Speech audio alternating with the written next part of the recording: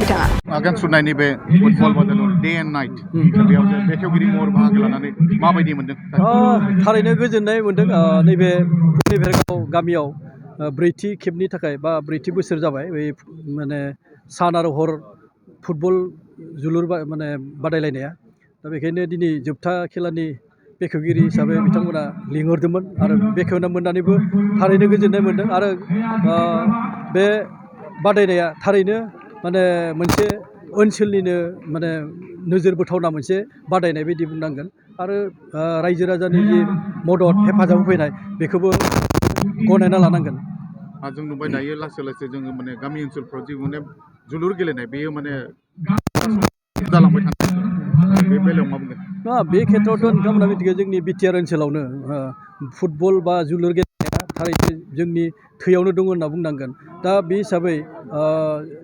गोबां बादायनाय मोनसे उत्सब मुखर बायदि मोनसे परिबेसखौ जोङो ओनसोल नाङैनो बिटिसि ओनसोलावनो नुनो मोनो। मोनफ्रोमबो ओनसोलावनो जोलुर बादायनायखौ जों नुनो मोनो। दा बिनि बागैबो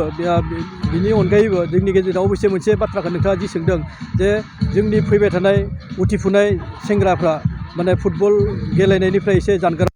मोनसे इम्पेक्ट गोग्लैदों नङा बे नंगौबो बिनि जाहोनानो जाबाय जोंनि ओनसोलनि माने जाखांफुनाय माने गथ'फ्रा एबा सेंग्राफ्रा मबाइलाव बेस्थ' थानायनि थाखाय एबा माने बिथांमोना फिजिकेलि मोनसे गावखौनो एक्सारसाइस गैयिनि थाखाय खालामनायखौ जों नुनो मोनदों। बेजों लोगोसे नैबे जों खेल महारन सोलिबाय थादों बे बेलायाव आसाम सरकारा गामि ओनसोलनि गेलेनाय गेलेगिरिफोरखौ बोखांनो थाखाय एसे उत्साह होनो थाखाय खेल महारन होनाय मोनसे हाबाफारि लानानै VCDC ओनसोलाव गामि ओनसोलाव बे बादायनायखौ जागासिनो दङ आरो अबयसे दायो जोंनि नैबे पानेरि समस्तियाव VCDC लेभेलाव जोब्बाय दायो LAC लेभेलाव पानेरि समस्ति वाइसआव बादायनाया जागोन फैगौ 27 थारिखनिफ्राय 27 नभेम्बरनिफ्राय जानो गोनांमोन नाथाय आनजाद जिहेतु सोलिगोन माने 28निफ्राय बेखायनो बे खेल महारनखौ जोङो डिसेम्बर दाननि 7 एबा 8नि गेजेराव लांनो हागौ मोनसे सानखांनाय जादों बेखौ। जोङो थारैनो नैबे जिथुनिखि बादायनाय लोब लोब फैनायनि थाखाय आं साबायखर बावदों आरो बिब्दिनो बे बादायनायखौ फैबाय थानाय बोसोरफ्रावबो रायजो राजाफ्रा जाहाथे अननानै लाखिबाय थायो मदद होनानै जाहाथे फेहेरलांनाय फुवारलांनायाव मदद होलाङो बे बादायनायखौ आरो लोगोसे मोनफ्रोमबो गामि ओनसोलफ्रावनो जाहाथे जोंनि फुटबल बादायनाय गेलेगिरिफोर बिथांमोनखौ ओंखारहोनो थाखाय मदद होनांगौ। হয় প্ৰস্তুতি আপোনালোকে যেনেকৈ যত্ন কৰিলে বহুত মানুহ আহিছে আজি কি ক'ব? হয় বহুত সুন্দৰ খেল হ'ল আজি আমাৰ যিহেতু চূড়ান্ত ফাইনেল খেলখন অনুষ্ঠিত হ'ল আৰু এই খেলত ৰাইজে দেখিছে আলাৰী আফাত চিমলিবাৰী আৰু ৰৈচুমীয়া আফাত শুক্লেপাৰা দলে অংশগ্ৰহণ কৰিছিলে। মানে সুন্দৰ খেল অতিকৈ দৰ্শক বহুতে আমোদ পাইছে আৰু আমাৰ এই খেলত মানে আমাক যে জনতাই যে আমাক ছাপোৰ্ট দিছে আমাক জনতাই সংঘক ছাপোৰ্ট দিছে সেইটো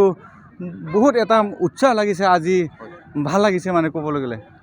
দেখিছোঁ কিন্তু বিগত বৰ্ষতকৈ কিন্তু এইবাৰ কিন্তু দৰ্শকৰ অলপ মানে কম পোৱা দেখিছে কি ক'ব কিহৰ কাৰণে? হয় নিশ্চয় এইটো চাওক আমি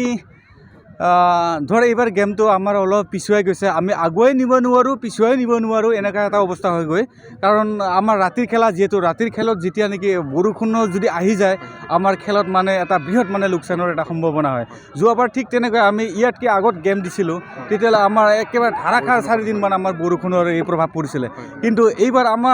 আমি পিছুৱাই পেলাই গেমটো দিলোঁ কিন্তু দিয়াত আমাৰ অলপ এটা মানে বিশেষ আমাৰ এটা হেৰি হৈ গ'ল মানে দৰ্শকৰ সমাগমটো মাজত আমি নাপালোঁ যদিও আজি বিশেষভাৱে বহুত সঁহাৰি পালোঁ আৰু এটাই আমাক মানে বহুত হানি কৰিলে এইবাৰ যিহেতু খেতিয়কৰ মাজত এটা হাহাকাৰ পৰিস্থিতিৰ সৃষ্টি হ'ল এটা পোকে যিহেতু মানে কৃষকক মানে ধান খেতিত মানে আক্ৰমণ কৰিলে তো আমাৰ খেতিয়কসকলে নপকা ধানকো কাটিব যাবলগীয়া হ'ল তেনে ক্ষেত্ৰত আমাৰ দৰ্শকৰ সমাগমটো কিছু হ'লেও কমি আহিল। যিহেতু আজি মানে সন্মানীয় অতিথি হিচাপে মানে আমন্ত্ৰণ জনালে হয় নিশ্চয় আমাৰ যি ফাইনেল খেল এই ফাইনেল খেলখন শুভ উদ্বোধন কৰাৰ বাবে আমাৰ সমাজকৰ্মী তেখেত মাননীয় শ্ৰীযুত জোচৰাং বড়োদেৱে এই খেলখন শুভ উদ্বোধন কৰি দিছিলে আমাৰ যিমানখিনি ধন্যবাদ জনাওঁ। হয় হয় তাৰপিছত আমাৰ ইয়াতে আমাৰ তেখেতৰ লগতে আমাৰ অতিথিবৃন্দ SDP ছাৰ আমাৰ আহিলে তেখেতকো ধন্যবাদ জনাইছোঁ আৰু আমাৰ মাজত BDSৰ ছেক্ৰেটাৰী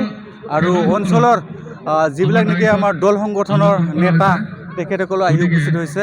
আমাৰ অঞ্চলৰ শিক্ষাবিদসকলো আহি উপস্থিত হৈছে আৰু আমাৰ ইয়াত বিশেষকৈ আমাৰ world record holder Jatin Rabha তেখেতেও স্কিল প্ৰদৰ্শন কৰিলে আমাৰ বিৰতিত তেখেতকো ধন্যবাদ জনাইছোঁ এটাই আশা কৰিছোঁ আজি যেনেকৈ আমাৰ দৰ্শকে আমাক সহায় সহযোগ কৰিলে জনতাই জনতাক যেনেকৈ সহায় কৰিলে তো ঠিক তেনেদৰে